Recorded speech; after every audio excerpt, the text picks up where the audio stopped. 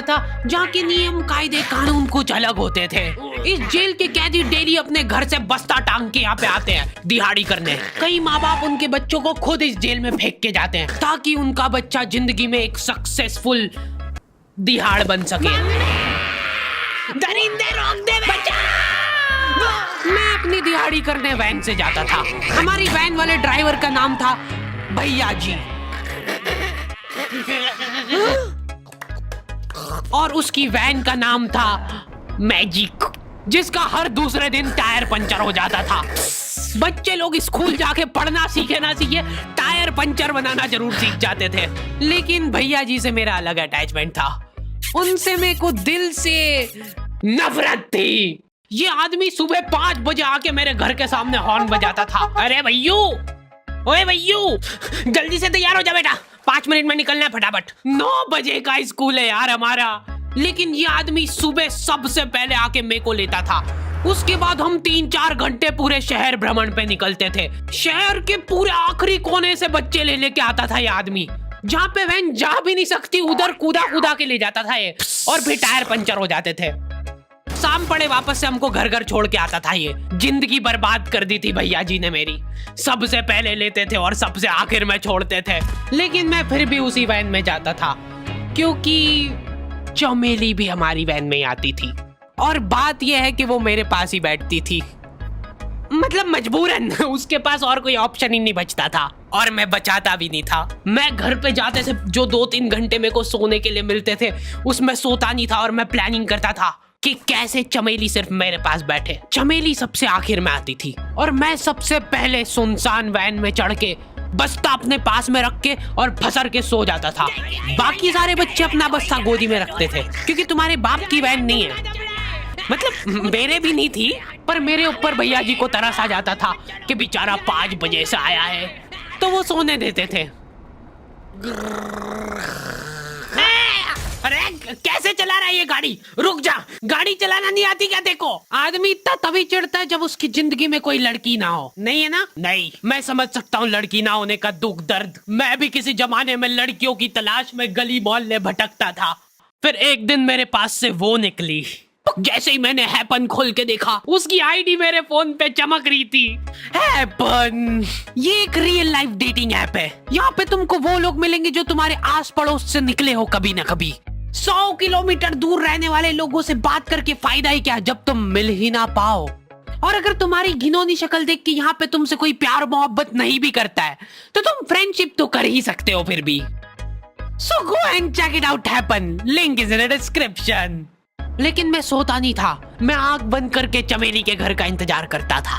तो क्योंकि चमेली आखिरी में आती थी तो वैन पूरी पैक पुक हो रखी होती थी। बच्चे बाहर उबल रहे होते थे और मैं अपना बस्ता पास में रख के एक्टिंग देखो एक्टिंग।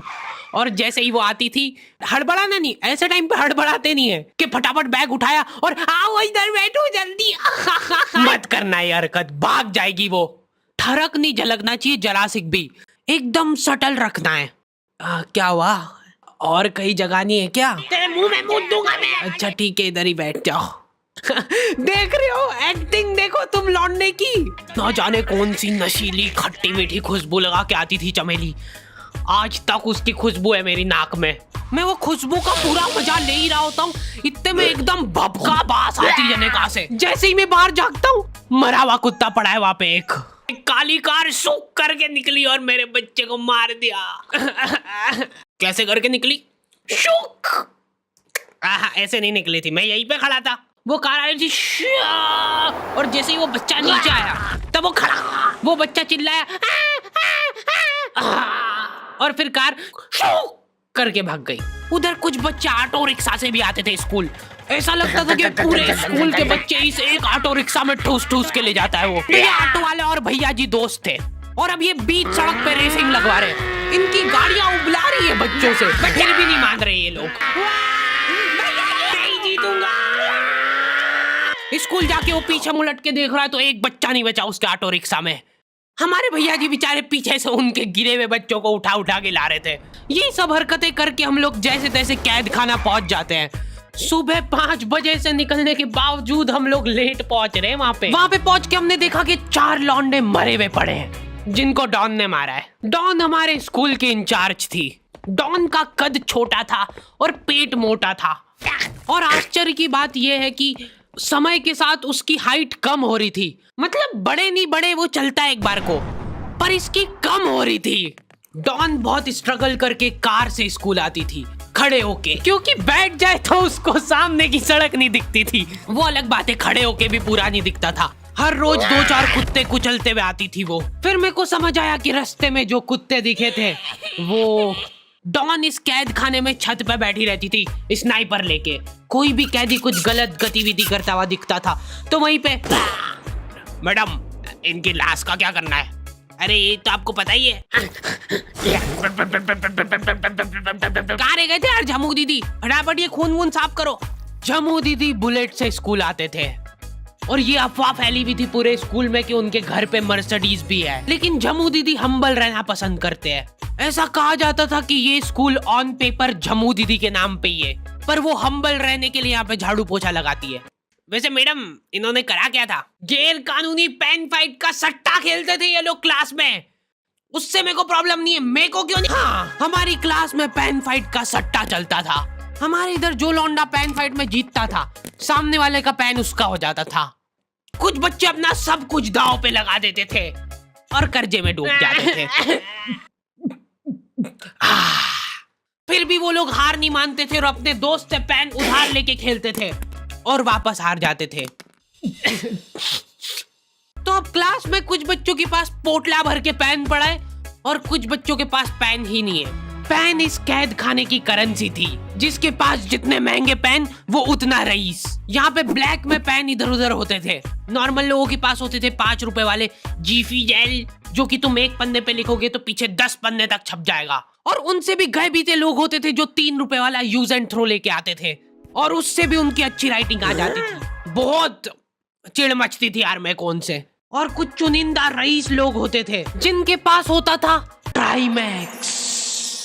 हर बच्चे का सपना होता था कि उसके पास एक ट्राईमैक्स हो, साथ में आसपास 2-4 लड़कियां हो। मेरे को प्लीज मेरे को यहाँ पे ऑटोग्राफ दे दो। ये लो ट्राईमैक्स किंग के। ये ट्राईमैक्स क्या बात कर रही है, सही में एकदम रईस लोग ही अफोर्ड कर पाते थे ट्राईमैक्स। वो बाबड़े भी एक एक अक्षर लिख के रिफिल खोल के देखते थे। खाली हो रही है तो एक बार एक रईस बच्चे का ट्राईमैक्स चोरी हो गया। पूरे स्कूल में हाहू मच गई थी। वो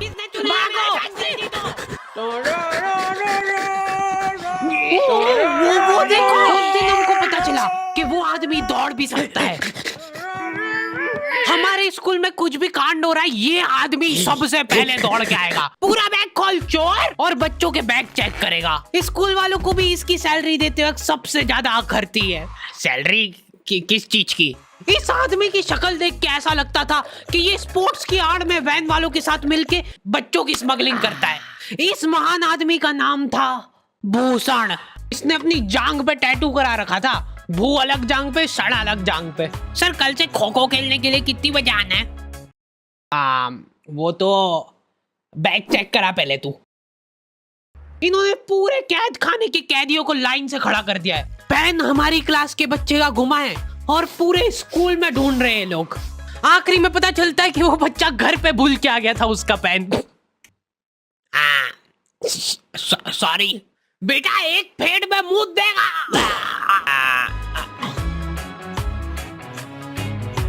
ऐसे तो नमूने बच्चे थे हमारे स्कूल में, और टीचर लोग उनसे भी गए बीते थे। हमारे स्कूल में टीचरों को उनके नाम से कोई जानता ही नहीं है। बच्चों ने उनकी हरकतों के अनुसार टीचरों के नाम रखे हुए। हमारे इंग्लिश वाले टीचर का नाम था छोटा भीम। इससे चिड़चिड़ा आदमी मैंने आज तक नहीं देखा।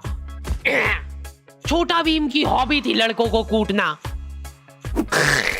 उस बेचारे की हाइट छोटी थी तो बच्चे के मुंह तक उसका हाथ ही नहीं पहुंचता था। बेचारा उचक उचक के मारता था, फिर भी कमर तक ही हाथ पहुंच पाता था उसका। एक पॉइंट पे मेरे को ऐसा लगने लग गया था कि उसको सैलरी लड़कों को कूटने की मिल रही है। कभी किसी बच्चे को बहुत ज्यादा मार दिया, घायल हो गया वो बेचारा, ये लो आपका एक्स्ट्रा बोनस।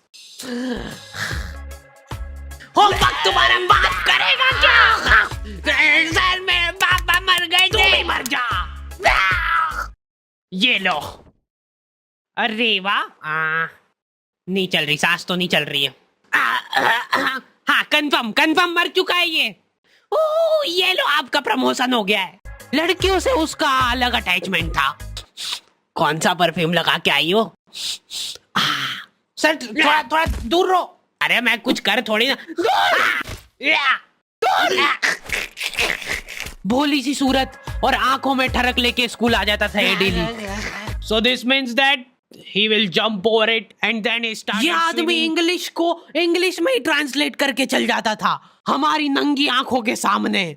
इधर वॉशरूम में मौत का नंगा नाच मचा रखा था लॉन्डो ने। 4 लॉन्डे दिन भर वॉशरूम में जाके खड़े हैं, कुछ भी नहीं कर रहे वो लोग वहां जाके। उनको बस मन की शांति मिलती है वहां जाके।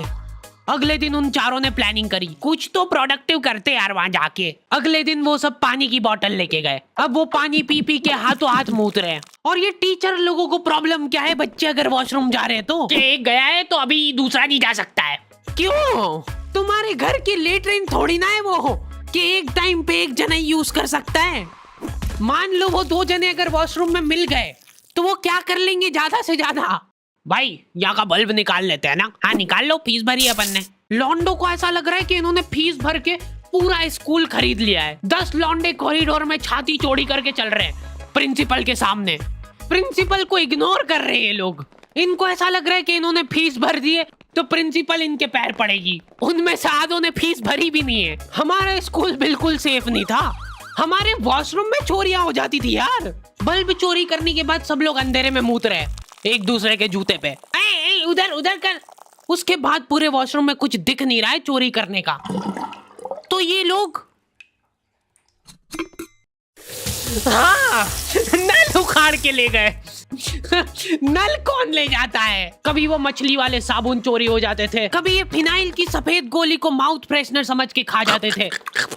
भाई इसको चबा मत, इसको चूस, ज्यादा देर तक चलेगी ऐसे। ठंडक हो रही भाई, ठंडक।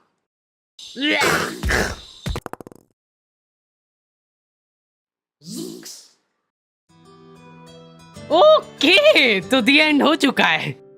होपफुली तुम लोगों को ये वीडियो पसंद आई होगी। अब कोई भी रोएगा नहीं। किधर गया? वो मर चुका है। लो भाई तुमको जो चाहिए था ले आया हूँ मैं। अपने दोस्तों को ब्लैकमेल करो उनकी गंदी फोटोज दिखा के कि उनको ये वीडियो मजबूरन देखना पड़े। बाकी अगर तुमको इसका सेकंड पार्ट चाहिए तो 2.5 लाख लाइक्स कर दो फटाफट।